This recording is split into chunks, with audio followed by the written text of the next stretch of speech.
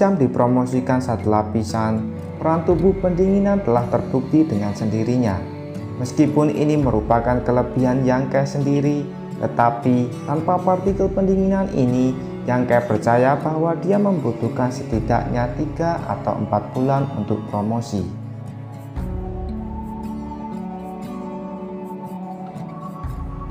Dengan gembira, Yankee menarik napas tanpa jeda, dan dengan cepat mengembuskannya.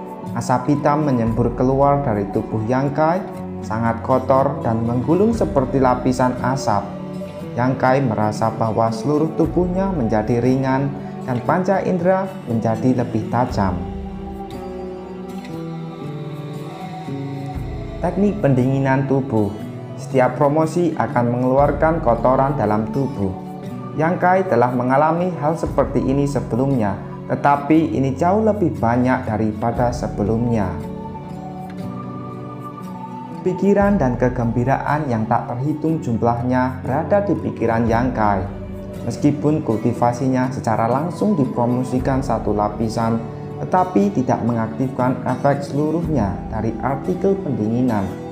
Karena Yankee menunjukkan setengah dari tinjunya, jadi hanya mengaktifkan 1% dari keseluruhan. Merenung sejenak, Yankee memikirkan rencana untuk kedepannya. Meski tidak komprehensif, tapi dia tidak lagi bisa mengambil langkah dan memandang sesuatu seperti sebelumnya. Untuk sesaat, hatinya tidak bisa menahan diri untuk tidak bergejolak. Setelah sedikit makan, Yankee mengambil sapu dan mulai menyapu lantai. Meskipun Yankee merupakan tukang sapu dari Lingxiao Pavilion, tetapi tidak perlu harus menyapu seluruh Lingxiao Pavilion. Tempat yang menjadi tanggung jawabnya hanya 1/10 dari Lingxiao Pavilion, jadi tidak terlalu repot untuk menyapu. Pada dasarnya bisa dilakukan sekitar 1 jam. Qianingsang berdiri di atas pohon untuk memantau aktivitas para murid Lingxiao Pavilion hari ini. Secara tidak sengaja, dia melihat Yankee menyapu dan merasa aneh. Yankee hari ini terlihat sehat dan entah kenapa tidak seperti biasanya. Setelah menyapu selama setengah jam, Yankee tidak pergi. Lantai yang disapu terlihat bersih dan cahaya bisa terlihat, bahkan nyamuk pun tidak terlihat. Yankee memikirkan banyak hal. Dia memiliki peluang besar kemarin dan ingin mempertimbangkan masa depannya. Tapi tidak ada yang terlalu bagus untuk dipikirkan. Hanya waktu kultivasi setengah jam saat matahari terbit. Apa yang harus aku lakukan untuk sisa waktu lainnya? Saat aku memikirkannya, ada derap langkah kaki di belakangku. Yankee dengan cepat merespon dan tahu bahwa pihak lain dengan sengaja melakukan tindakan ini. Yankee tidak melakukan apa-apa, hanya tubuhnya sedikit bergetar.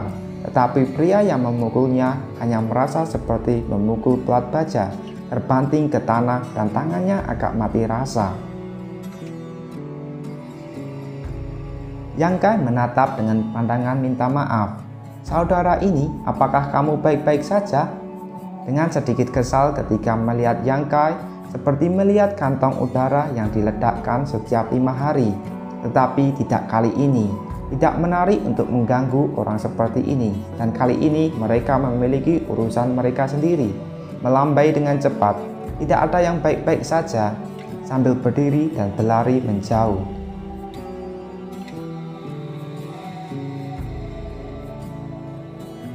Yankee bertanya, "Apakah saudara ini sedang terburu-buru?" Pria itu tidak kembali dan suaranya datang dari jauh. "Pergi ke kuil, kemana lagi?"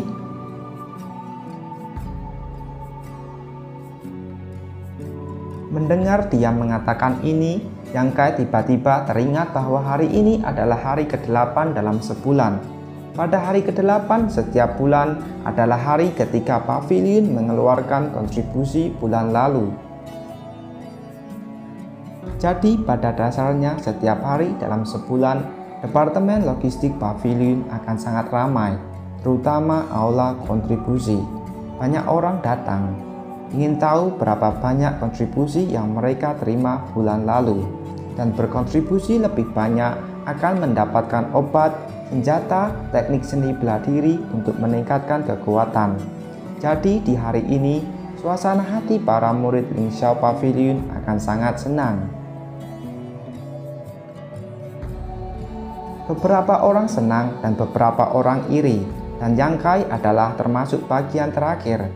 Di tempat yang sama, Yang Kai mengacu pada hitungan. Dengan sedikit wajah pahit, kontribusi bulan lalu sendiri masih menyedihkan seperti biasa. Menyapu lantai bisa mendapatkan 10 kontribusi, tetapi ditantang 6 kali bulan lalu dan kalah dalam 6 pertandingan. Setiap kali kalah harus dikurangi 1 poin kontribusi, yang berarti hanya mendapatkan 4 poin kontribusi. Ini membuat Yang Kai merasa malu.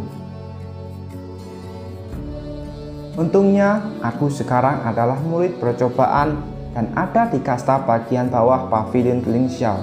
Jika aku dikalahkan, aku hanya akan dikurangi 1 kontribusi. Jika aku seorang murid normal, aku akan dikurangi 2 poin setelah dikalahkan. Memikirkan hal ini, Yang Kai beruntung untuk sementara waktu.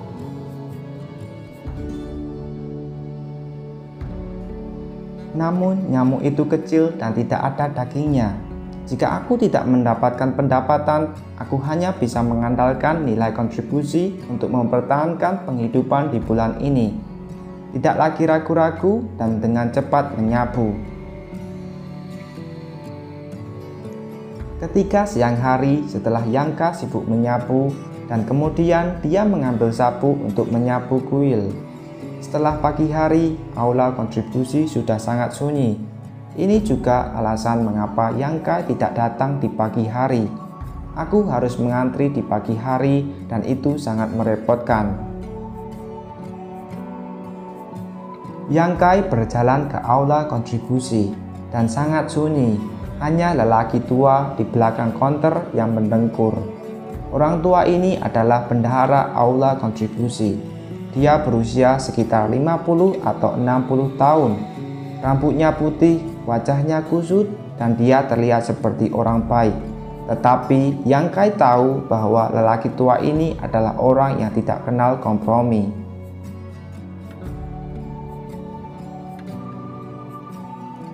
Pernah ada seorang murid elit Ling Xiao Pavilion yang sombong di aula kontribusi dan dikeluarkan oleh lelaki tua ini dengan beberapa jari dan dia hampir mati.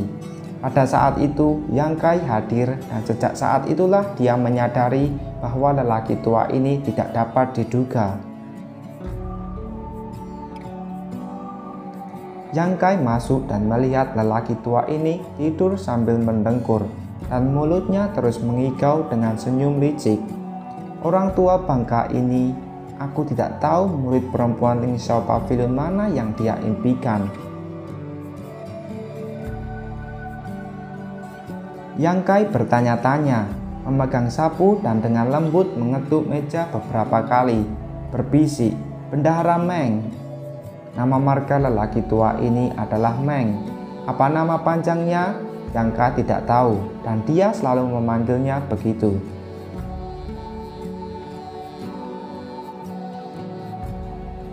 Beberapa bisikan yang mengganggu mimpi lelaki tua ini membuka matanya dan setelah melihat Yang Kai, wajah tua ini langsung berkerut.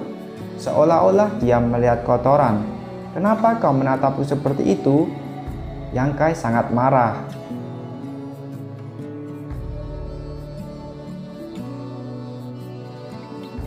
Bendahara Meng menoleh. "Kenapa kamu tidak datang di pagi hari?" Yang Kai menguatkan diri. "Ada banyak orang di pagi hari. Sekarang sepi."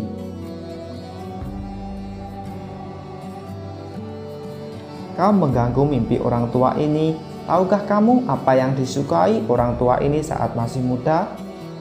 Yang Kai membuka mulutnya dan berbisik, "Gadis mana yang ada dalam mimpi?"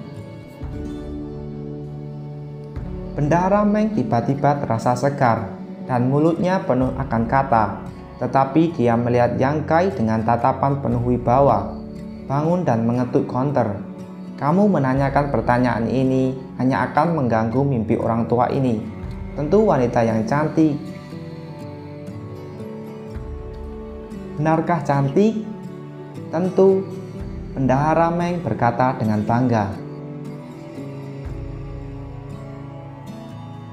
Tonjolan di depan dan kaki panjang, kulit putih dan pinggang yang ramping? Tentu. Bendahara Meng mengangguk dan hampir keceplosan. Hei, Yang Kai mencibir.